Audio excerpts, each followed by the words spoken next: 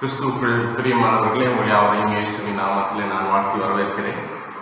கடவுள் உங்களையும் உங்களுடைய குடும்பங்களையும் பாதுகாத்திருப்பார் என்று விசுவாசிக்கிறேன். நம்முடைய இணைய வழியின் ஆராதனைக்கு ஆரம்பமாக நாம் இருக்கிற இடங்களிலே தலைகளை தாழ்த்தி செபிப்போம், ஜெபம் செய்வோம். நல்ல பிதாவே, இந்த ஆசீர்வாதமான ஓய்வு நாளின் காலை வேலைக்காக நன்றி சொல்கிறோம். காலை தோறும் கிருபைகள் புதியவைகள், நம்முடைய புதிய கிருபைகளிலே எங்களை நினைத்ததற்காக ஸ்தோத்திரம். ஆண்டவரே, இந்த நாளிலே நாங்கள் குடும்பமாக ஒன்று சேர்ந்து ஆராதிக்க கொடுத்த கிருபைக்காக நன்றி சொல்கிறோம். ஆண்டவரே, நாங்கள் எங்களுடைய இல்லங்களில் இருந்து நாங்கள் இந்த ஆராதனையில் பங்கெடுப்பதை கொடுத்த கிருபைக்காக நன்றி. ஆண்டவரே, நாங்கள் பாடுகிற பாடல்கள், படிக்கப் போகிற திருமறை வார்த்தைகள், கேட்கப் போகிற இறை சத்தியம் எங்கள் வாழ்க்கைக்கு பயனுள்ளவைகளாக, எங்கள் வாழ்க்கைக்கு பிரயோஜனம் உள்ளவைகளாக இந்த வார்த்தைகள் எங்களுக்கு மாற்றி தரும்படியாக செபிக்கிறோம். இந்த ஆராதனை முழுவதும் இந்த தெய்வீக பிரசன்னம் எங்கள் ஒவ்வொருவர் மேலும் இருக்கட்டும். ஆண்டவரே, என்னுடைய வஸ்திரத்துவங்களால் தேவாலயம் நிரம்பினது போல இந்த பிரசன்னத்தை நாங்கள் ஆண்டவரே அனுபவிக்க உதவி செய்யும். நாங்கள் மீண்டும் இந்த பிரசன்னத்தை பார்க்க எங்களுக்கு உதவி செய்யும். நாங்கள் இருக்கிற எங்களுடைய இல்லங்களிலே இந்த தெய்வீக பிரசன்னம் வஸ்திரத்துவங்களைப் போல நிரம்பட்டும். ஆண்டவரே, இந்த பிரசன்னம் மட்டுமே எங்களுக்கு பாதுகாப்பு என்கிற உணர்வோடு நாங்கள் வந்திருக்கிறோம். இயேசுவின் நாமத்தில் இந்த நேரங்களை என்னுடைய பாதப்படி நாங்கள் சமர்ப்பிக்கிறோம். இயேசுவின் நாமத்தில் ஜெபிக்கிறோம் நல்ல பிதாவே, ஆமென். நம்முடைய இணைய சேவையின் ஆராதனைக்கு ஆரம்பமாக நாம் ஒரு பாடலை பாடுவோம். இந்த வருடத்தின் நாட்களிலே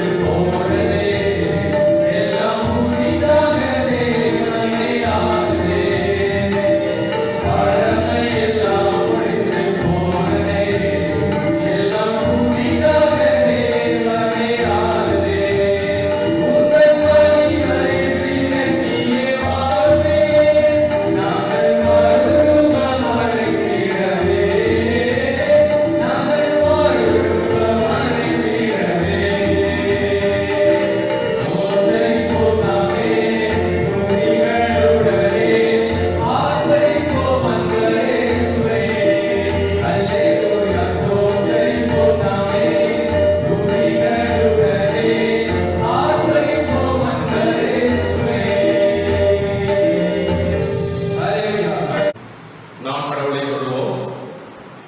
கடவுள் ஆவியாக இருக்கிறார். அவரை தொழுதுகளும் ஆவியோடும் உண்மையோடும் அவரை தொழுது கொள்ள வேண்டும். நம்முடைய பிதாவாகிய கடவுளாலும் கர்த்தராகிய இயேசு கிறிஸ்துவினாலும் உங்களுக்கு கிருபையும் சமாதானமும் உண்டாவதாக. இது கடவுள் உண்டு பண்ணின நல்ல நாள். இந்த நல்ல நாளிலே நாம் களி கூர்ந்து மகிழ்வோம். திருத்துவ கடவுளை நாம் போற்றுவோம். சேனைகளின் கடவுளாகிய கர்த்தரே, நீர் பரிசுத்தர் பரிசுத்தர் பரிசுத்தர், வானமும் பூமியும் ஒரு மகிமையால் உன்னதத்திலே ஹோசன்னா. கர்த்தரை நாமத்தினாலே வந்தவரும் வருவருமாயிருக்கிற சோதரிக்கப்பட்டவர் உன்னதத்திலே ஹோசன்னா. கடவுளே நீ பரிசுத்த, கடவுளே நீ பரிசுத்த, சர்வலோகே பரிசுத்த, சர்வ வல்லவரே நீ பரிசுத்த, சாவாமையுடைய நீ பரிசுத்த, சாவாமையுடையவரே நீ பரிசுத்த. ஆண்டவரே, எங்களுக்காக சிலுவையில் அவருடைய மீட்பரைகள் மேல் கிருபையாயிரும். ஆண்டவரே, எங்களுக்காக சிலுவையில் அவருடைய மீட்பரை மேல் கிருபையாயிரும். பரிசுத்த ஆவியை ஆண்டவரே மேல் கிருபையாயிரும். பரிசுத்த ஆவியானவரே ஆண்டவரே மேல் கிருபையாயிரும். ஆண்டவரே, எங்கள் ஜெபங்களையும் ஆராதனை ஏற்றுக்கொண்டு எங்கள் மேல் கிருபையாயிரும். ஆண்டவரே, எங்கள் மேல் ஆனந்தொழுகி எங்கள் மேல் கிருபையாயிரும். எங்கள் தந்தையான கடவுளே, உமது வல்லமையாலும் ஞானத்தாலும் எல்லாவற்றையும் படைத்து உமது குமாரனை ரட்சகராக தன்னுடைய உலகத்தில் அன்பு கூறுதலை போற்றுகிறோம். குமாரனாம் கடவுளே, பாவத்தை தவிர்த்து எல்லாவற்றையும் போல் மனிதனாகி எங்கள் பாவங்களுக்காக கொடுக்கப்பட்டு எங்கள் நீதிக்காக உயிர்த்தெளிந்தவரே உண்மை போற்றுகிறோம். பரிசுத்த ஆவிய கடவுளே, எல்லா உண்மைகளை வழிநடத்தி கடவுளின் அன்பையும் நெஞ்சில் கொள்கிறவரே உண்மை போற்றுகிறோம். பிதா, குமாரன், பரிசுத்த கடவுளே, உமக்கே ஏற்காலம் மேலாக மகிமை உண்டாவதாக. ஆமென். நாம் பாவரிக்குள்ளாய் கடந்து செல்வோம். நமக்கு பாவல் நம்மை நாமே மன்னித்துள்ளாவோம். நமக்கு உண்மை இல்லை. நமது பாவங்களை அறிக்கையிட்டால் பாவங்களை நமக்கு மன்னித்து எவ்வித அறிந்தும் நீங்கள் நாங்கள் சுத்திகரிப்பதற்கு அவர் நாமத்திற்கு ஒரு நீதி உள்ளவர். நான் எழுந்து என் கல்படத்திற்கு போய் தகப்பனே, பரத்து கொடுதாகவும் உமது பார்வையிலும் பாவம் செய்தேன். இனி உடைய மகன் சொல்லப்படுவதற்கு நான் பாத்திரன் அல்ல. உம்முடைய கூலிக்காக உணவாக வைத்துக் கொள்ளும் என்பேன். கடவுள் ராஜ்யம் சமூகத்திருக்கிறது. மனம் திரும்பி நற்செய்தியில் நம்பிக்கை வையுங்கள். நமது வறுமைக்காக வருவிக்க முடியாத பிரதனாசமராமன் எல்லாரும் நம்மை போல் சோதிக்கப்பட்டும் பாவம் இல்லாத பிரதனாசரை நமக்கு இருக்கிறார். நாம் ஒழுங்காக படித்து மௌனமாக இருக்கிற இடங்களிலே நம்மை நாம் கற்பரிசோதனை செய்வோம். சர்வ கடவுளத்திலே நாம் நமது பலவீனங்களை, நம்முடைய மீறுதல்களை, நம்முடைய பாவங்களை மனத்தாழ்மையோடு கடவுளத்திலே நாம் அறிக்கை செய்வோம். சேவை சொல்வோம். சர்வலமையும் இறக்குள்ள பிதாவே, தப்பிப்ப நாடுகளில் ஒரு நாள் நோடுவிட்டு ஒதுக்குவனோம். எங்கள் இருதயத்தில் யோசிப்பு விருப்பங்களுக்கு மிக நடந்தோம். முது பக்கத்திற்குமாய் குற்றம் செய்தோம். செய்தக்க செய்யாமல் செய்த அறுவடை செய்து வந்தோம். எங்களுக்கு சுகமே இல்லை. ஆனால் ஆண்டவரே, தேவர்கள் ஆண்டவராக இயேசு கிறிஸ்து மூலமாய் மனிதன் கருள் செய்கிற வக்கத்தின்படியே நிர்வாகங்களுக்காக எங்களுக்கு இறங்கும். தப்பிரங்கள் மேல் முழுமையாயும் பாவம் குற்றத்தை செயல்படுத்தும் மிக மறுபடியுள்ள பிதாவே, வசனம் மகிமையுண்டாகும்படி நாங்கள் இனி தேவ பக்தியும் நீதியும் தெளிவு நடந்து வர இயேசு கிறிஸ்து நிமித்தம் எங்களுக்கு கிருபை செய்தருளும். ஆமென். சர்வவல்லமையும் மிகுதிரக்கமுள்ள ஆண்டவர் மன்னிப்பையும் பாவநிவர்த்தி பெற்றிருப்பவர்களே, நம்முடைய வாழ்க்கை செயல்படுத்துக்கான காலத்தையும் பரிசுத்த ஆவியின் கிருபைக்கு தந்தருளுவாராக. ஆமென். திருமறை பாடல் படிக்க கேட்போம்.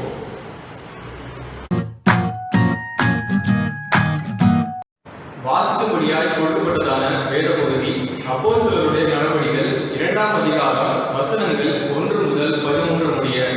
அப்போஸ்தலர் 2ஆம் அதிகாரம் வசனங்கள் 1 முதல் 13 முடிய. புதிய பாட்டு பக்கம் 162. பெந்தெகோஸ்தே என்னும் நாள் வந்தபோது அவர்கள் எல்லாரும் ஒருமனப்பட்டு ஒரு இடத்திலே வந்திருந்தார்கள். அப்பொழுது பலத்த காற்று அடிக்கிற முழக்கம் போல வானத்திலிருந்து சடிதியாய் ஒரு முழக்கம் உண்டாகி அவர்கள் உட்கார்ந்திருந்த வீடு முழுவதையும் நிரப்பிட்டு, அல்லாமலும் அக்னிமயமான நாவுகள் போல பிரிந்திருக்கும் நாவுகள் அவர்களுக்கு காணப்பட்டு அவர்கள் ஒவ்வொருவர் மேலும் வந்து அமர்ந்தது. அவர்கள் எல்லாரும் பரிசுத்த ஆவியினாலே நிரப்பப்பட்டு ஆவியானவர் தங்களுக்கு தந்தருளின வரத்தின்படியே வெவ்வேறு பாஷைகளிலே பேசத் தொடங்கினார்கள்.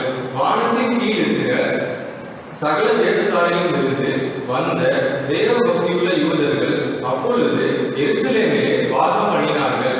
அந்த சத்தம் உண்டான போது திரளான ஜனங்கள் கூடி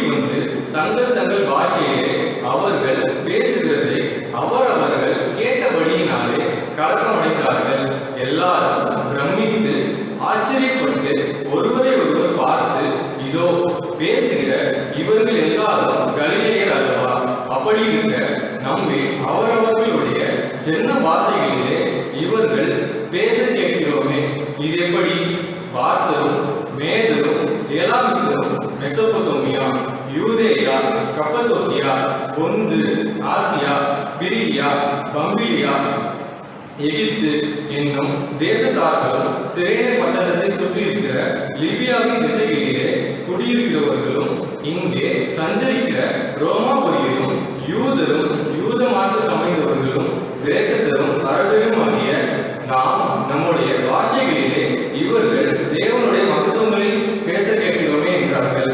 எல்லாரும் பிரமித்து சந்தேகப்பட்டு இது என்னமாய் முடியுமோ என்று ஒருவரோடு ஒருவர் சொல்லிக் கொண்டார்கள். மற்றவர்களோ இவர்கள் மதுபானத்தினால் நிறைந்திருக்கிறார்கள் என்று பரியாசம் பண்ணினார்கள். வாசிக்கும்படியாக கொடுக்கப்பட்டதான வேத பகுதி வாசித்தாயிற்று. கிறிஸ்துவிலே உமக்கு மகிமை உண்டாவதாக. ஆமென்.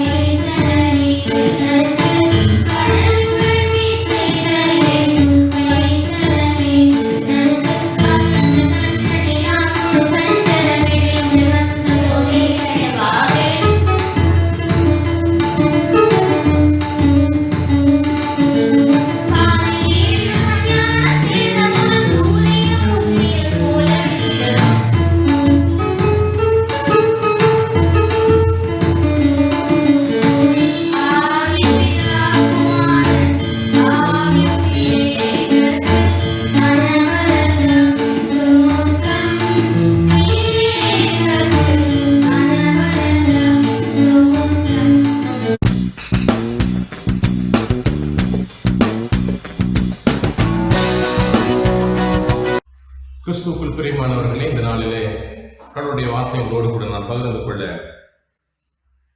ஆசைப்படுகிறேன். குறிப்பாக நம்ம கொடுக்கப்பட்டிருக்கிற திருமுறை பகுதி யோவான் 16வது அதிகாரம் முதல் வசனத்திலிருந்து 11வது வசனம் வரைக்கும். அதே போலவே அப்போஸ்தலர் 2வது அதிகாரம் முதல் வசனத்திலிருந்து 13வது வசனம் வரைக்கும் நமக்கு கொடுக்கப்பட்டிருக்கிறது. குறிப்பாக இயேசு கிறிஸ்து மரித்து அடக்கம் பண்ணப்பட்டு உயிர்த்தெழுந்த 50வது நாளை நம்முடைய கிறிஸ்தவ உலகமெங்கும் பெந்தேகோஸ்தே திருநாளாக கொண்டாடப்படுகிற இந்த நாளிலே உங்களுடைய இல்லங்களிலே வந்து சந்திப்பதிலே நான் மகிழ்ச்சி அடைகிறேன். உங்கள் ஒவ்வொருவருக்கும் என்னுடைய பெந்தேகோஸ்தே திருநாளின் வாழ்த்துக்களை நான் தெரிவித்துக் கொள்கிறேன். கிறிஸ்துவுக்குள் பிரியமானவர்களே, 40வது நாள் வரைக்கும் தன்னுடைய உயிர்த்த இயேசு தான் உயிர் பெற்று எழுந்ததை தன்னுடைய சீடர்களுக்கு அவர் தன்னை காட்சிப்படுத்துகிறார். 40 நாளுக்கு பிறகு இயேசு கிறிஸ்து பரத்திற்கு எடுத்துச் செல்லுகிறார். பரத்திற்கு சென்று நான் உங்களுக்கு ஒரு தேற்றரவாளனை அனுப்புவேன் என்று சொன்ன அந்த வார்த்தையை நம்பி விசுவாசித்து தன்னுடைய சீடர்களும் இயேசு கிறிஸ்துவை பின்தொடர்ந்த மக்களும் ஏறக்குறைய 120 பேர் ஒரு மேல் வீட்டு அறையிலே கதவுகள் எல்லாம் தாளிடப்பட்ட நிலையிலே அவர்கள் ஒரு மனதோடு செபித்துக் கொண்டிருக்கிறார்கள். பரிசுத்த ஆவியின் வல்லமையை பெற்றுக்கொள்வதற்கு, பரிசுத்த ஆவியை நான் அவரோடு இணைந்து வாழ்வதற்கு வேதம் நமக்கு சொல்லுகிற 2 காரணங்கள். ஒன்று, நாம் அவருக்காக காத்திருக்க வேண்டும். மற்றொன்று, நாம் ஒருமனப்பட வேண்டும். எங்கே ஒருமனம் உண்டோ அங்கே விடுதலை உண்டு என்று வேதம் நமக்கு சொல்லுகிறது. எனவே இந்த ஆவியானவரை தொழுது கொள்வதற்கு ஆவியோடும் உண்மையோடும் நாம் அவரை தொழுது கொண்டால் இந்த இயேசு கிறிஸ்துவினுடைய அவரால் அனுப்பப்பட்ட பரிசுத்த ஆவியானவரை நம்மால் தரிசிக்க முடியும். இன்றைக்கு நாம் கொடுக்கப்பட்டிருக்கிற தலைப்பு, வாரும் ஆவியானவரே எங்களை புதுப்பியும், ஆவியானவரே எங்களை உயிர்ப்பியும், ஆவியானவரே நீ வந்தால்தான் எங்களுடைய வாழ்க்கை உயிரடையும் என்கிற தலைப்பில் எங்களோடு கூட நான் பேச ஆசைப்படுகிறேன். படிக்க கேட்ட யோவான் நற்செய்தி நூல் 16வது அதிகாரத்தில் பரிசுத்த ஆவியானவரை குறித்து, அவருடைய தன்மைகளை குறித்து, அவருடைய குணாதிசயங்களை குறித்து கடந்த வாரத்திலே நாம் பார்த்தோம். பரிசுத்த ஆவியானவர் யார், அவருடைய குணாதிசயங்கள் என்ன, பரிசுத்த ஆவியானவர் நம்முடைய வாழ்க்கைக்கு தேவையா என்கிற தலைப்பை நாம் சென்ற வாரம் தியானித்தோம். அதன் தொடர்ச்சியாக தான் இந்த வாரமும் அந்த பரிசுத்த ஆவியானவர் நம்முடைய வாழ்க்கையை உயிர்ப்பிக்கிறவராக, நம்முடைய வாழ்க்கையை புதுப்பிக்கிறவராக நமக்கு தேவைப்படுகிறார். எப்பொழுது இந்த ஆவியானவர் நாம் உண்மையாய் தொழுது கொள்ளும் போது நாம் பார்க்க முடியும்? அநேக நேரங்களிலே உண்மையாக ஆவியாக அவரை தொழுது கொள்ளும் போது நாம் அவரை பெற்றுக்கொள்ள முடியும். சமீப காலமாக ஒவ்வொரு ஆராதனைகளிலும் இறைமக்களாகிய நாம் கடவுளை தொழுது கொள்ளுகிறோம். பக்தியோடு தொழுது கொள்ளுகிற ஒரு கூட்டத்தாரும், பயத்தோடு தொழுது கொள்ளுகிற ஒரு கூட்டத்தாரும் நம்முடைய ஆராதனைகளை நாம் அதிக நேரங்களில் நாம் பார்க்கலாம். ஆனால் வேதம் சொல்லுகிறது, பயத்தோடும் பக்தியோடும் அவரை தொழுது கொண்டால் நாம் அவரை தரிசிக்க முடியும். பயத்தோடும் பக்தியோடும் அவரை தொழுது கொண்டால் நம் தொழுகையை அவர் அங்கீகரிக்கிறார் என்று நாம் பார்க்கிறோம். அதற்கு ஆதாரமாக யோவான் 4வது அதிகாரம் 23வது வசனம் இப்படியாய் சொல்லுகிறது, ஆவியோடும் உண்மையோடும் தொழுது கொள்ளுகிறீர்கள். நீங்கள் ஆவியோடும் உண்மையோடும் தொழுது கொள்ளுகிற காலம் வரும், அது இப்பொழுதே வந்திருக்கிறது. யோவான் 4வது அதிகாரம் 23வது வசனம், ஆவியோடும் உண்மையோடும் தொழுது கொள்ளுகிற காலங்கள் வரும், அது இப்பொழுதே வந்திருக்கிறது என்று சொல்லி வேதத்திலே நாம் பார்க்கிறோம். முடிந்தவர்கள் வேதத்தை நீங்கள் கையில் எடுத்துக் கொள்ளுங்கள். நான் சொல்லுகிற ஒவ்வொரு வேத வசனத்தையும் வேதத்தை திறந்து நீங்கள் அதை பார்க்கும்படி உங்களை நான் அன்பாய் கேட்டுக் கொள்ளுகிறேன். உங்கள் அருகாமையில் வேதம் இருந்தால் நீங்கள் அதை எடுத்துக் கொள்ளுங்கள். வேதத்தை திறந்து ஒவ்வொரு முறையும் ஒவ்வொரு வார்த்தையும் நீங்கள் பார்க்கும்படி நான் உங்களை அன்பாய் கேட்டுக்கொள்கிறேன். காலம் வந்திருக்கிறது, உண்மையாய் தொழுது கொள்ளுகிற காலம் வந்திருக்கிறது, வந்து விட்டது என்று சொல்லி இங்கே யோவான் நற்செய்தியாளர் சொல்லுகிறார். எனக்கு அன்பான தேவச்சனமே, நாம் வாழ்கிற இந்த நாட்களை நான் சற்று நேரம் நிதானித்து நான் அறிந்து பார்க்கும் பொழுது, இந்த பேரிடர் காலங்களிலே பல நல்ல மனிதர்களை என்னால் பார்க்க முடிகிறது. இந்த பேண்டமிக் சிச்சுவேஷன்ல உதவி செய்யக்கூடிய அநேகருக்கு பொருட்களாலும் பணத்தாலும் சரீர உதவிகளாலும் செய்யக்கூடிய அதிகமான நபர்களை என்னால் பார்க்க முடிகிறது. அப்படிப்பட்ட உதவி செய்யக்கூடிய மனநிலையை இன்றைக்கு தேவன் ஒவ்வொருவருக்கும் உருவாக்கி இருக்கிறார் என்று நான் பார்க்கிறேன். ஒரு செய்தியை நான் பார்த்தேன். தன்னுடைய மனைவியினுடைய 107 சவரன் நகையை கடையில விற்றுவிட்டு அந்த பணத்தை வைத்துக் கொண்டு இன்றைக்கு இந்த பேரிடர் காலத்திலே உணவுக்காக கஷ்டப்படுகிற அல்லது வீடு இல்லாமல் வீதியோரங்களில் இருக்கிற ஒவ்வொரு நபரையும் சந்தித்து அவர்களுக்கு உணவை அவர் வழங்கிக் கொண்டிருக்கிறார். ஒரு குடும்பத்தை சார்ந்தவர்கள். இன்னொரு நபரை நான் பார்த்தேன். அவர் தன்னுடைய ஆட்டோ ஓட்டுகிற அந்த தொழிலாளி வியாதியினால் பாதிக்கப்பட்ட, தொற்றினால் பாதிக்கப்பட்ட மக்களை தன்னுடைய ஆட்டோவிலேயே அவர் ஏற்றிக்கொண்டு எந்த மருத்துவமனையில் இடம் இருக்கிறதோ அந்த மருத்துவமனையிலே அவர்களை கொண்டு போய் அட்மிட் செய்கிறார். மற்றொரு நபரை குறித்து நான் கேள்விப்பட்டேன். தான் வைத்திருக்கிற தேநீர் கடையிலே, டீ கடையிலே தனக்கு வருகிற வருமானம் மொய் விருந்து என்று சொல்லுவோம் இல்லையா, அப்படி ஒரு விருந்தை அவர் ஏற்பாடு செய்து அதன் மூலமாய் வருகிற பணத்தை எல்லாவற்றையும் சேர்த்து தன்னுடைய மாவட்டத்தில் இருக்கிற தன்னுடைய கலெக்டரிடத்தில் அவர் ஒப்படைக்கிறார். இதைவிட ஒரு வீட்டிலே படிக்கிற சின்ன குழந்தைகள் தாங்கள் சிறுக சிறுக சேமித்து வைத்த கொஞ்ச பணத்தை எடுத்துக்கொண்டு தன்னுடைய மாவட்ட ஆட்சியாளரை சந்தித்து, இந்த பணத்தை நான் என்னுடைய கல்விக்காய் நான் சேர்த்து வைத்தேன், தற்சமயம் நாடு இருக்கிற சூழ்நிலையிலே இந்த பணத்தை நான் உங்களிடம் நான் தருகிறேன், இதை மக்களுக்காக பயன்படுத்திக் கொள்ளுங்கள் என்று சொல்லி இன்றைக்கு அநேக தொழிலாளிகள், சுமை தூக்கும் தொழிலாளிகள் ஒரு நாள் ஊதியத்தை கொடுத்திருக்கிறார்கள். நம்முடைய தேசத்தை ஆளுகிற ஆட்சியாளர்கள் தன்னுடைய ஒரு மாத சம்பளத்தை கொடுக்கிறார்கள். அநேக உதவிகளை செய்து கொண்டிருக்கிறார்கள். பல நிறுவன தலைவர்கள் நிறுவனங்களின் சார்பாக பல கோடிகளையும் பல லட்சங்களையும் இன்றைக்கு மக்களுக்காக, மக்களின் சேவைக்காக அவர்கள் உதாரணமாய் கொடுக்கிறார்கள். எந்த மனநிலையிலே கொடுக்கிறார்கள்? இதை நான் யோசித்து பார்க்கும்போது மனிதம் நேயம் மலர்ந்திருக்கிறது. இந்த மனித நேயம் மலர்ந்து செயல்பட ஆரம்பித்திருக்கிறது என்பதை என்னால் உணர முடிகிறது.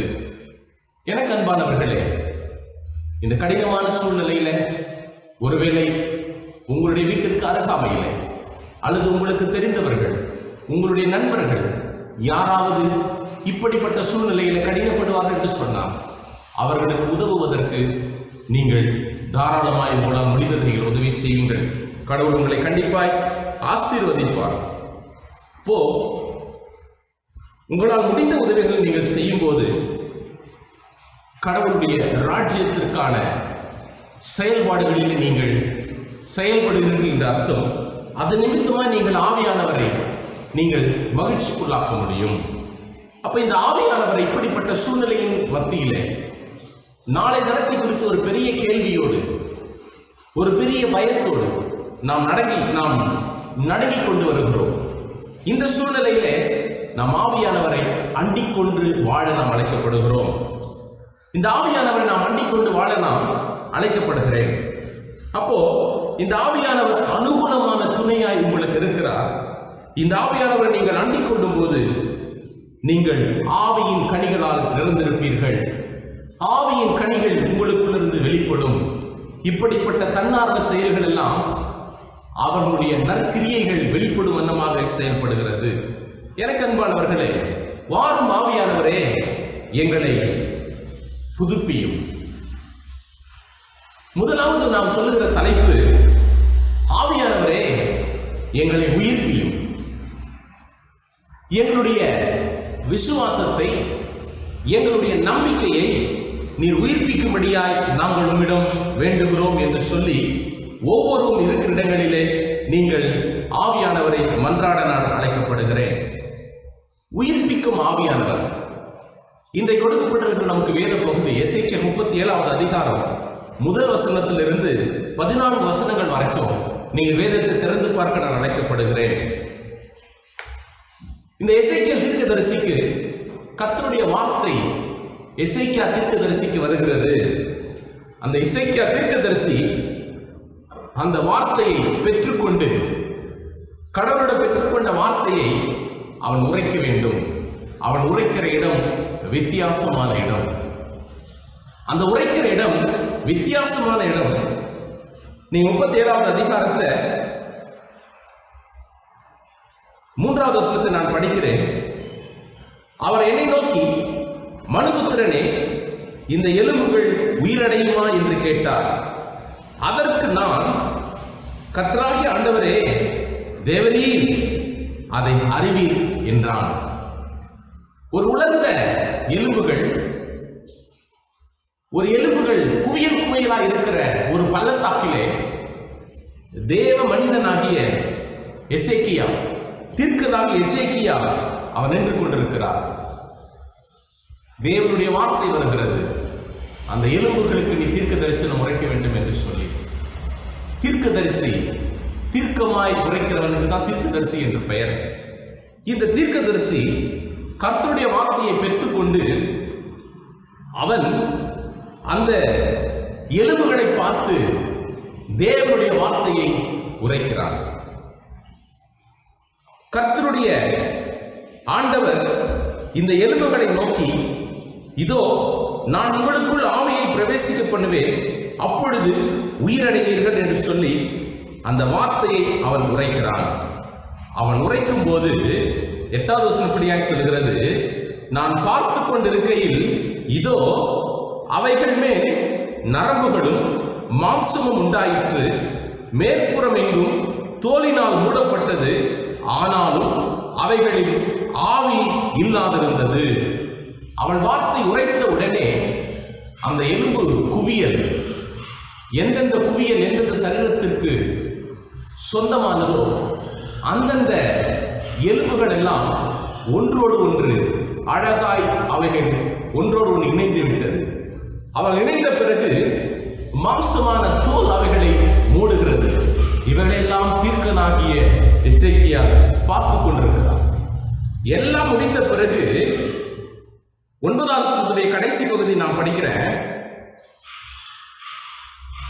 இவர்கள் உயிரடையும்படிக்கு இவர்கள் மேல் ஊது என்றார் என்று சொன்னார்.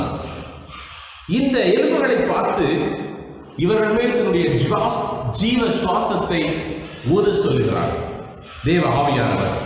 எசேக்கியா அதை பெற்றுக்கொண்டு அதை அப்படியே உரைத்தான். அழகா 10வது வசனம் சொல்லுகிறது, எனக்கு கற்பிக்கப்பட்டபடி நான் தீர்க்க தரிசனம் உரைத்தேன், அப்பொழுது ஆவி அவர்களுக்குள் பிரவேசிக்க அவர்கள் உயிரடைந்து காலூன்றி மகா பெரிய சேனையாய் நின்றார்கள். ஹல்லேலூயா, ஹல்லேலூயா.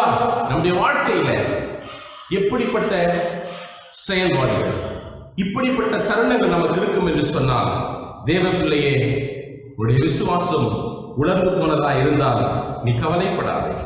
உன்னுடைய நம்பிக்கை உலர்ந்து போனதா இருந்தால் நீ கவலைப்படாதே. உன்னுடைய பக்தி உலர்ந்து போய் இருந்தால் நீ கவலைப்படாதே. தேவனாகிய கர்த்தர் ஒரே ஒரு வார்த்தையில் உலர்ந்த எலும்புகள் உயிரடைய செய்யக்கூடிய வல்லமை அவரிடம் இருக்கும் என்று சொன்னார். உன் விசுவாச வாழ்க்கையை சீர்படுத்த அவரால் முடியும். உன்னுடைய ஆவிக்குரிய வாழ்க்கையை ஒழுங்குபடுத்த அவரால் முடியும். நீ அவர் மேல் வைத்திருந்த அன்பை மீண்டும் செழித்தோங்க அவரால் செய்ய முடியும். எனவே நம்முடைய பலவீனங்களை குறித்து, நம்முடைய இயலாமைகளை குறித்து நாம் கேள்வி எழுப்பாமல், ஏன் என்னுடைய வாழ்க்கையில என்னால் பரிசுத்தமாய் வாழ முடியவில்லை, என்னால் பக்தியாய் செயல்பட முடியவில்லை, என்னால் சாட்சியாய் இருக்க முடியவில்லை என்று சொல்லி அங்கலாய்க்காதபடிக்கு என்னுடைய வாழ்க்கையின் சோர்வுகளையும் சோதனைகளையும் இவைகளுக்கு காரணம் என்று சொல்லி நம்மை நாம் கேள்வி எழுப்பிக் கொண்டிருக்கிறோம். என்னுடைய தோல்விக்கு, என்னுடைய அவிசுவாசத்திற்கு யார் காரணம், எது காரணம் என்று சொல்லி நம்மை நாமே கேள்வி எழுப்பிக் கொண்டிருக்கிறோம். தேவ பிள்ளைகளே, நம்முடைய சீர்குலைந்த வாழ்க்கையை சீர்படுத்துவதற்கு தான் இந்த பரிசுத்த ஆவியை நமக்காய் தந்தருள் இருக்கிறார். அல்லேலூயா. நாம் சந்திக்கிற ஒவ்வொரு போராட்டங்களிலும், நாம் சந்திக்கிற ஒவ்வொரு சூழ்நிலைகளிலும் இந்த பரிசுத்த ஆவியானவர் நமக்கு உதவி செய்யவே பிதாவானவர் அனுப்பப்பட்டிருக்கிறார். யோவான் 14:14 வசனப்படியாய் சொல்லுகிறேன். 14:16 பிதாவை நோக்கி வேண்டிக் கொள்ளுவேன், அப்பொழுது என்றென்றைக்கும் என்னோடே கூட இருக்கும்படிக்கு சத்திய ஆவியாகிய வேறொரு தேற்றவாளனை அவர் எனக்கு தருவார். துணையாக, உதவியாளராக எனக்கு ஆலோசனை சொல்ல ஒரு நபரை அவர் எனக்கு அனுப்புகிறார். எனக்கு அனுப்புகிற அந்த தேற்றவாளனை, அந்த பரிசுத்த ஆவியானவரை நான் எப்படி பெற்றுக்கொள்வது? தாவீது அழகாக சொல்லுவார். 42வது அதிகாரம் முதல் வசனத்திலே, சங்கீதம் 42 முதலிலே, மான்கள் நீரோடைகளை வாஞ்சித்து கதறுவதைப் போல என் ஆத்துமா உம்மை வாஞ்சித்து கதறுகிறது. பரிசுத்த ஆவிக்காக வாஞ்சை தேவை, நமக்கு விருப்பம் தேவை. நம்முடைய பரிசுத்த வாழ்வின் வீழ்ச்சிக்கு காரணம் என்ன? வேதம் இப்படியாய் சொல்லுகிறது, மாம்சம் பலவீனம் உள்ளதுதான், ஆவியோ உற்சாகம் உள்ளது. மார்க் 14வது அதிகாரம் 38வது வசனம் இப்படியாய் சொல்லுகிறது, மாம்சம் பலவீனம் உள்ளதுதான், ஆவியோ உற்சாகம் உள்ளது. அப்போ இந்த ஆவியானவர் நம்முடைய மாமிச பலவீனங்களை ஜெயிப்பதற்கு அவர் நமக்கு உதவி செய்கிறவராய் இருக்கிறார் என்பதை நாம் மறந்து போக கூடாது. இந்த ஆவிக்கும் மாம்சத்திற்கும் எப்பொழுதுமே ஒரு பெரிய போராட்டங்கள் உண்டு. கலாத்தியர் 5வது அதிகாரம் 17வது வசனம் இப்படியாய் சொல்கிறது. கலாத்தியர் 5:17, மாம்சத்துக்கு விரோதமாக ஆவியும் ஆவிக்கு விரோதமாக மாம்சமும் இச்சிக்கிறது. நீங்கள் செய்ய வேண்டியவைகளை செய்யாதபடிக்கு இவைகள் ஒன்றுக்கு ஒன்று விரோதமாய் செயல்படுகிறது. இவைகள் ஒன்றுக்கு ஒன்று ஆவிக்கு விரோதமாய் மாம்சமும் மாம்சத்துக்கு விரோதமாய் ஆவியும் செயல்படுவதினாலே, எதிரெதிர் துருவங்களிலே செயல்படுவதினாலே நாம் வேண்டிக் கொள்ளுகிற, நாம் செய்ய நினைக்கிற, நாம் பரிசுத்தமாய் வாழ நினைக்கிற, சாட்சியாய் வாழ நினைக்கிற நம்முடைய வாழ்க்கை தோய்வு பெறுகிறது. எனக்கு அன்பான தெய்வ செல்வமே, நம்முடைய வாழ்க்கையினுடைய வீழ்ச்சிக்கு, நம் மாம்ச பலவீனத்திற்கு பரிசுத்த ஆவியானவர் நமக்கு துணையாளராக நமக்கு கொடுக்கப்பட்டிருக்கிறார். அந்த பரிசுத்த ஆவியானவர் பெற்றுக்கொண்டால் அந்த பரிசுத்த ஆவியின் துணையோடு நாம் இந்த வாழ்க்கையை செழிப்பாக, நாம் பக்தியாக நாம் வாழலாம் என்பதை இந்த நாளிலே சொல்லிக்கொள்ள ஆசைப்படுகிறேன். போராட்டங்கள், நம்முடைய வாழ்க்கையிலே பல போராட்டங்களை நாம் சந்திக்கிறோம். இந்த போராட்டங்கள் எனக்கு யார் மூலமாய் வருகிறது? எபேசியர் 6வது அதிகாரம் 12வது வசனப்படியாய் சொல்கிறது, மாம்சத்தோடும் இரத்தத்தோடு மட்டுமல்ல, துரைத்தனங்களோடும் அதிகாரங்களோடும் இப்பிரபஞ்சத்தின் அந்தகார லோகாதிபதிகளோடும் வான மண்டலங்களில் உள்ள பொல்லாத சேனைகளோடும் நமக்கு போராட்டம் உண்டு. எனக்கு அன்பான தெய்வ செல்லமே, ஆவிக்குரிய போராட்டம், உலக பிரகாரமான போராட்டம், பரிசுத்தமாய் வாழ்வதற்கான போராட்டம், பாவமான வாழ்க்கையை மேற்கொள்வதற்கான போராட்டம், இப்படி பல போராட்டங்கள் நிறைந்த வாழ்க்கையிலே பவுல் எபேசியருக்கு அழகாய் சொல்லுகிறார், மாம்சத்தோடு இரத்தத்தோடு மட்டுமல்ல, துரைத்தனங்களோடும் அதிகாரங்களோடும் இப்பிரபஞ்சத்தின் அந்தகார லோகாதிபதிகளோடும் வானமண்டலில் இருக்கிற பொல்லாத ஆவிகளின் சேனைகளோடும் நமக்கு போராட்டம் உண்டு. நமக்கு போராட்டம் உண்டுன்னு தான் சொல்லியிருக்காரு. அந்த போராட்டம் தேவனால் நமக்கு தரப்பட்டது என்று சொல்லவில்லை. தேவனுடைய வாழ்க்கையில போராட்டங்களை தருகிறவர் அல்ல. நம்முடைய வாழ்க்கையில் இருக்கிற போராட்டங்களை நம்மை விட்டு அகன்ற செய்கிறவர். ஹல்லேலூயா. நம்மை விட்டு விலக செய்கிறவர். இப்போ நம்முடைய வாழ்க்கையிலே நாம் சந்திக்கிற பலவீனங்களிலே, நாம் சந்திக்கிற போராட்டங்களிலே அவர் நமக்கு உதவி செய்கிறவராய் இருக்கிறார். நம்மை உயிர்ப்பிக்கிற ஆவியானவராய் இருக்கிறார். எனக்கு அன்பானவர்களே, ரோமர் 8வது அதிகாரம் 15வது வசனம் இப்படியாய் சொல்லுகிறது, அவர் திரும்பவும் பயப்படுகிறதற்கு அடிமைத்தனத்தின் ஆவியை தராமல் அப்பா பிதாவே என்று கூப்பிடக்கூடிய புத்திர சுவிகாரத்தின் ஆவியை உங்களுக்கும் எனக்கும் அவர் தந்திருக்கிறார்.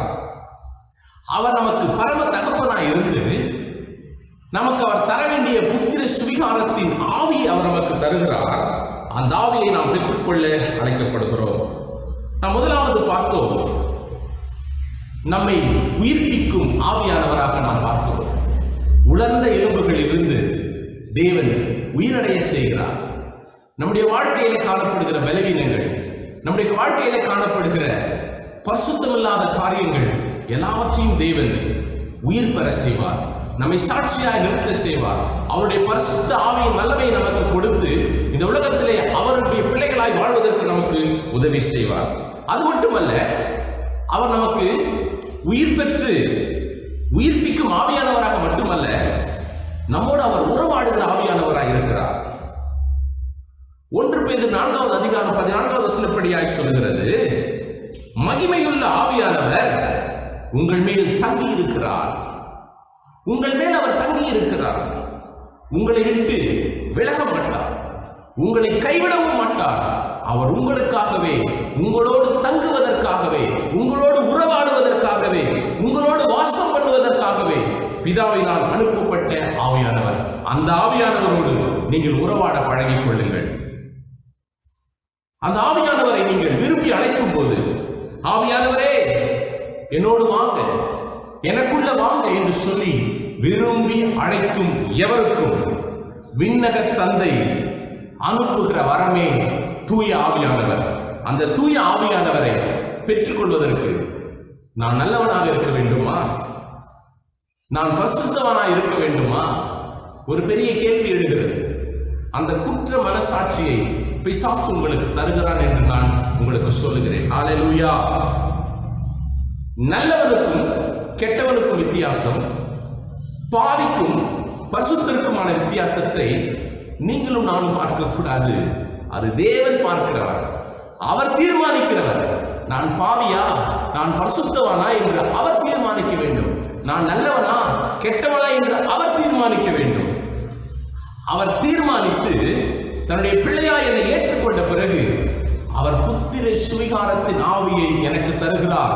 இந்த உலகத்திலே நான் இடராமல், நான் தடுமாறி கீழே விழாமல் நிற்பதற்கு என்னை பலப்படுத்துகிற ஆவியானவராக, என்னை உற்சாகப்படுத்துகிற ஆவியானவராக, என்னோடு இருக்கிற ஆவியானவராக, பிதாவால் எனக்கு தரப்பட்டுகிற ஆவியானவரோடு உறவாட இந்த நாளிலே நான் உங்களை அன்பாய் அழைத்துக் கொள்கிறேன். இப்போ யோவான் 14:17 வசனப்படியாய் சொல்கிறது, எல்லாவற்றிலையும் உங்களாலே உங்களோட இருந்து இந்த சத்திய ஆவியானவர் உங்களை வழிநடத்துவார். எப்பொழுதும் எல்லாவற்றிலும் உங்களோடு அவர் இருந்து உங்களை வழிநடத்துவார். அதே அதிகாரம் 26வது வசனம் சொல்லுகிறது, அவர் தேற்றரவாளனாக எல்லாவற்றையும் உங்களுக்கு போதித்து உங்களுக்கு நினைப்பூட்டுவார். உங்கள் மேல் கண்ணை வைத்து உங்களுக்கு ஆலோசனை சொல்லி நீங்கள் நடக்க வேண்டிய வழியை, நீங்கள் செய்ய வேண்டிய இறைப்பணியை உங்களுக்கு அவர் சொல்லித் தருவார். உங்களுக்கு அவர் ஆலோசனை தருவார். எனக்கு அன்பான திருச்சபை மக்களே, எனக்கு அன்பான பிரியமானவர் சகோதரனே சகோதரியே, இந்த உலகத்திலே நான் தனிமையா இருக்கிறேன். எனக்கு ஆலோசனை சொல்வதற்கு ஆள் இல்லை. என்னிடம் அன்பு செலுத்துவதற்கு யாரும் இல்லை என்று நீ அங்கலாய்க்கிறாயா? பரிசுத்த ஆவியானவர் உன்னோடு உறவாட, உன்னோடு ஐக்கியப்பட, உன்னோடு வாசம் பண்ண அவர் உனக்காக ஏங்கி காத்துக் கொண்டிருக்கிறார். வெளிப்படுத்தும் நற்செய்தி நூல் 3வது அதிகாரம் 20வது திருப்படியாய் சொல்லுகிறது, இதோ வாசற்படியில் நின்று கதவை தட்டுகிறேன். ஒருவன் என் சத்தத்தை கேட்டு கதவை திறந்தால் நான் அவனோடு பிரவேசிப்பேன், அவனோடு போஜனம் பண்ணுவேன், அவனும் என்னோடு போஜனம் பண்ணுவான். வெளிப்படுத்தல் 3:20 அழகாய் சொல்லுகிறது, வாசற்படியிலே காத்து நிற்கிறார். உன்னுடைய கதவை, இதய கதவை திறப்பாயா? திருச்சபையே, எனக்கு பிரியமானவனே, பிரியமான தம்பி தங்கை, எனக்கு அன்பானவர்களே, உங்கள் இதயத்தை திறக்கும் போது அவர் உங்களோடு வாசம் பண்ணுவார். இந்த இயேசு நீ திறந்தா மட்டும்தான் உனக்குள்ள அவர் வர முடியும். நீ உள்தாப்பால் போட்டு வைத்து விட்டு இயேசுவே உள்ளே வாரும் என்று அழைக்காதே. உன் இதய கதவை நீதான் திறக்க வேண்டும். நீ திறந்தால் அவர் உன்னோடு வாசம் பண்ணுவார். நீ திறந்தால் அவர் உன்னோடு வாசம் பண்ணுவார், உன்னோடு அவர் ஐக்கியப்படுவார். இதைத்தான் தாவீது அழகா சொல்லுகிறார். 151வது சங்கீதம் அழகாய் தாவீது சொல்லுகிறார், தேவனே சுத்தமான இருதயத்தை எனக்கிட்ட கொடுங்க, நிலவரமான ஆவி எனக்கு கொடுங்க. நீங்க என்ன பண்ணி என்னுடைய சமூகத்திலிருந்து என்ன பண்றாங்க? தள்ளிடாதீங்க. அழகா சொல்லுவாரு. 11வது வசனம், உடைய சமூகத்தை விட்டு என்னை தள்ளாமலும் உமது பரிசுத்தவினிடத்திலிருந்து எடுத்துக்கொள்ளாமல் இரும். உமது இரட்சணியத்தின் சந்தோஷத்தை திரும்பவும் எனக்கு தந்து உற்சாகமான ஆவியை என்னை தாங்கும்படி செய்யும். எனக்கு பிரியமானவர்களே, நம்மை புதுப்பிக்கிற ஆவியானவர், நம்மை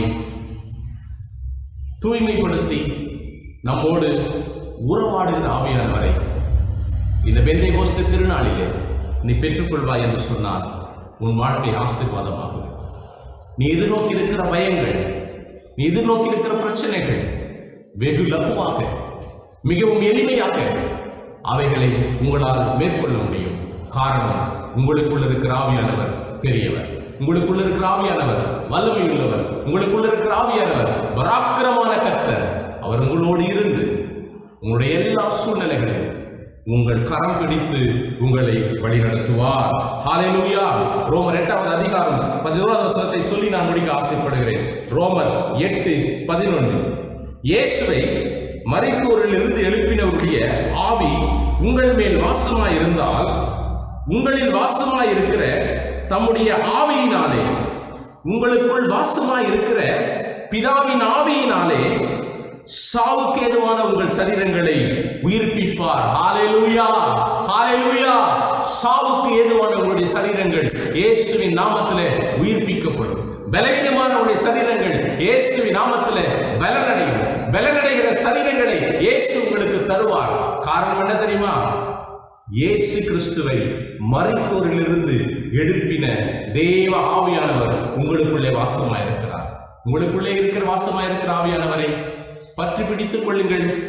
அவர் கரத்தை நீங்கள் பிடித்துக் கொள்ளுங்கள். ஆவியானவரே, என்னை வழிநடத்தும், என்னை பாதுகாத்து கடினமான சூழ்நிலையில என்னையும் என்னுடைய குடும்பத்தையும் என்னுடைய திருச்சபையும் வழிநடத்தும்படியாய் அவருடைய பாதம் பணிந்து முழங்கால் படியிட்டு நாம் அவருக்கு அர்ப்பணிப்போம். இப்படி இருக்க தேவன் கிருபை செய்வாராக. ஆமென். அருளுரையை கேட்ட நாம் நம்முடைய விசுவாசத்தை நாம் அறிக்கை செய்வோம். அப்போஸ்தலர் விசுவாச பிரமாணத்தை நாம் சேர்ந்து சொல்வோம். வானத்தையும் பூமியையும் படைத்த சர்வ பிதாவாகிய விசுவாசிக்கிறேன். அவருடைய ஒரே குமாரனாகிய இயேசு கிறிஸ்துவை விசுவாசிக்கிறேன். அவர் பரிசுத்த பிறந்தார். முதல் காலத்தில் பாடுபட்டு சில அறைகளிலும் மறைத்து அடக்கமானவர்களை பாடத் தொடங்கினார். 3ஆம் மரணத்தோடு எழுதொடங்கினார். பரமண்டலத்திற்கே சர்வ பிதாவாக இருக்கிறார். விசுவாசிக்கிறேன். ஒருவர் கிறிஸ்துவையும் பசுவானவரையும் பாவமன்னிப்பும் சரி உயிர்க்கும் வித்தியும் விசுவாசிக்கிறேன். ஆமென். கிறிஸ்துவுக்குள் அன்பானவர்களே, நம்முடைய தேசத்திலே இந்த கோவிட் என்கிற தொற்று நோயின் காரணமாக நாம் கடினமான சூழ்நிலைக்குள்ளாக இருக்கிறோம். நீங்கள் மிகவும் பாதுகாப்பாக இருங்கள். நீங்கள் பத்திரமாக இருக்க முடியும் என நான் அன்பாக கேட்டுக்கொள்கிறேன். அரசு நமக்கு கட்டளையிடுகிற எல்லா ஆலோசனைகளையும் நீங்கள் கைக்கொள்ளும்படி அன்பாக நான் கேட்டுக்கொள்கிறேன். இவைகளுக்கு மேலே நம்முடைய கர்த்தர் நமக்கு சுகம் ஜீவனை தந்து உங்களை பாதுகாப்பார் என்று நான் ஆசீர்வதிக்கிறேன். குறிப்பாக நம்முடைய திருச்சபையிலே யாராவது பலவீனமாக இருக்கிறால் அல்லது யாருக்காவது உதவிகள் தேவைப்பட்டால் நாம் ஒருவருக்கொருவர் ஆதரவாக ஒருவருக்கொருவர் ஒத்தாசையாக நாம் இருக்க அழைக்கப்படுகிறோம். ஒருவருக்காக ஒருவர் ஜெபித்துக் கொள்ளுங்கள். குறிப்பாக உங்களுடைய ஜெப குறிப்புகளை நீங்கள் என்னோடு கூட தொலைபேசியில் நீங்கள் தெரிவியுங்கள். உங்களுக்காக நான் அனுதினமும் ஜெபித்துக் கொண்டிருக்கிறேன். இன்னொரு முக்கியமான அறிவிப்பு, நம்முடைய திருச்சபையின் மூலமாக ஒவ்வொரு நாளும் தினந்தோறும் மாலை இரவு 8 மணியிலிருந்து 9 மணி வரை ஒரு சங்கிலி ஜெப தொடரை நாம் நடத்த போகிறோம். அதாவது இன்று இரவு ஞாயிற்றுக்கிழமை இன்று மாலை 8 மணிக்கு அந்த ஜெபம் ஆரம்பிக்கும். நம்முடைய ஒவ்வொரு குடும்பத்திலிருந்தும் ஒவ்வொரு குடும்பமாக அந்த 1 மணி நேரத்துக்குள்ள நாம் ஜெபிக்க வேண்டும். முதலாவது நம்முடைய திருச்சபையின் குடும்பங்களுக்காக, தூய பவுல் ஆலயத்தின் குடும்பங்கள் ஒவ்வொருத்தருக்காக நாம் ஜெபிக்க போகிறோம். இரண்டாவது குறிப்பு நம்முடைய தேசத்திற்காக, தேசத்திலே இந்த நோயினால் பாதிக்கப்பட்டிருக்கிற அனைத்து மக்களுக்காக, உலகத்தில் இருக்கிற எல்லா மக்களுக்காக நாம் ஜெபிக்க போகிறோம். மூன்றாவது நம்முடைய ஆட்சியாளர்களுக்காக நாம் ஜெபிப்போம். கர்த்தர்களுக்கு நல்ல ஞானத்தை தரவும், இந்த ஆட்சியாளர்கள் நல்ல முடிவுகளை எடுக்கவும், மக்களுக்கு உதவியாக துணையாக இருக்க நாம் ஜெபிக்க போகிறோம். மறந்து விடாதீர்கள், இன்று மாலை 8 மணியிலிருந்து 9 மணி வரை நீங்க எந்த நேரத்தில் வேணா ஜெபிக்கலாம்.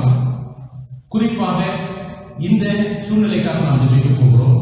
தயவுசெய்து உங்களுடைய நண்பர்கள், உங்களுடைய குடும்பத்தார் சேர்ந்து இந்த காரியங்களுக்காக ஜெபிக்கும்படி உங்களை நண்பாய் கேட்டுக்கொள்கிறேன். வெகு விரைவிலே நாம் ஒருவரை சந்திப்போம். நீங்கள் அதற்குரிய கிருபை உங்களை பாதுகாப்பதாக. ஆமென். நாம் இறுதி ஜெபத்தை நாம் ஏறெடுப்போம்.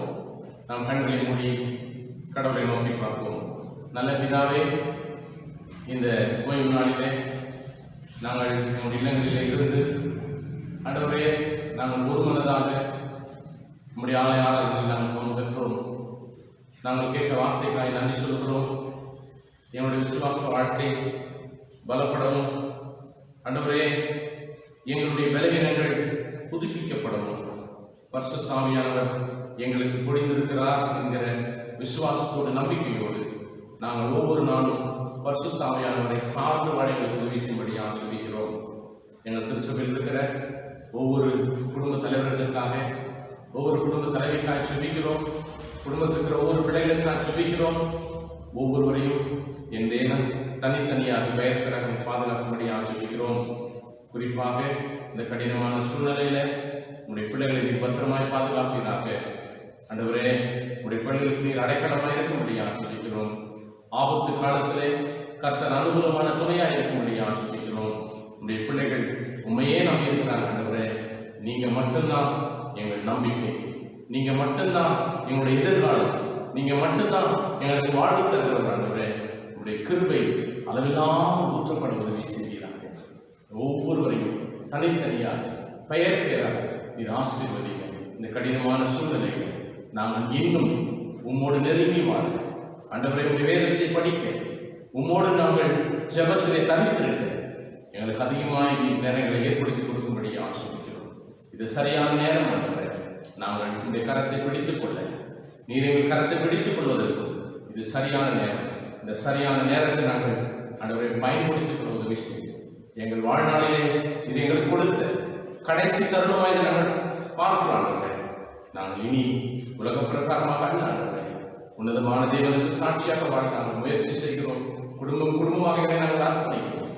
தூயாமையின் பிரசன்னம் எங்கள் எல்லாரும் மூடும்படியாக, ஒவ்வொருவரையும் மறைக்கும்படியாக ஆசீர்வதிக்கிறோம். இந்த விக்கினங்களுக்கும் துன்பங்களுக்கும் துயரங்களுக்கும் கொள்ளை நோய்களுக்கும் இந்த பிள்ளைகளை விளக்கி பாதுகாக்கிறார். ஒரு தெய்வீக வல்லமையை தருகிறார், ஒரு தெய்வீக பாதுகாப்பை தருகிறார். கர்த்தர் பாதுகாப்பில் தைரியத்தோடு விசுவாசத்தோடு நாங்கள் இங்கிருந்து கலைந்து செல்கிறோம். நீங்காத கிருபை எங்களை பாதுகாத்து பலப்படுத்தி சகாயம் பண்ணுகிறார். இயேசுவின் நாமத்தில் செபிக்கிறோம் நல்ல பிதாவே, ஆமென். கர்த்தர் ஜெபத்தை நாம் சேர்ந்து சொல்வோம். பரலோகத்தில் இருக்கிற எங்கள் பிதாவே, உடைய நாமம் பரிசுத்தப்படுவதாக, உடைய ராஜ்யம் வருவதாக, உடைய சித்தமாகவே செய்யப்படுவதையும் செய்யப்படுவதாக. அன்றன்று வேண்டிய எங்களுக்கு தாரும், எங்களுக்கு மன்னிப்பு, அவர்களுக்கு மன்னியும், எங்கள் சோதனை பிரவேசித்து ரட்சித்துக் கொள்ளும். ராஜ்யமும் பதவியும் மகிமையும் நடைமுறைகளே ஆமென். நம்முடைய ஆண்டவராகிய இயேசு கிறிஸ்துவின் கிருபை, பிதாவாகிய தேவனுடைய அன்பு, பரிசுத்த ஆவியானவருடைய வழிநடத்துதல், சமாதானம், ஆசீர்வாதம் குறிப்பாக கனவீனமாக இருக்கிற இயலாமல் இருக்கிற அன்பு பிள்ளைகளோடும் அவருடைய கிருபை, அவருடைய சுகமளிக்கிற வல்லமை இன்றும் என்றும் சதா காலம் நீடித்து கிடைத்திருப்பதாக ஆமென். என் ஆத்துமாவை கர்த்தரை ஸ்தோத்திரி, என் முழு நாமத்தை ஸ்தோத்திரி, என் ஆத்துமாவை கர்த்தரை ஸ்தோத்திரி. கர்த்தர் செய்த சகல உபகாரங்களையும் மறவாதே. ஆமென். கர்த்தர் உங்களோடு இருப்பாராக, அவர் நமது ஆவியோடு இருப்பாராக. சமாதானத்தோடு இல்லங்களிலே நாம் வைத்திருப்போம். கர்த்தருக்கு மகிமை உண்டாவதாக. ஆமென். உங்களை யாவருக்கும் என்னுடைய ஸ்தோத்திரம்.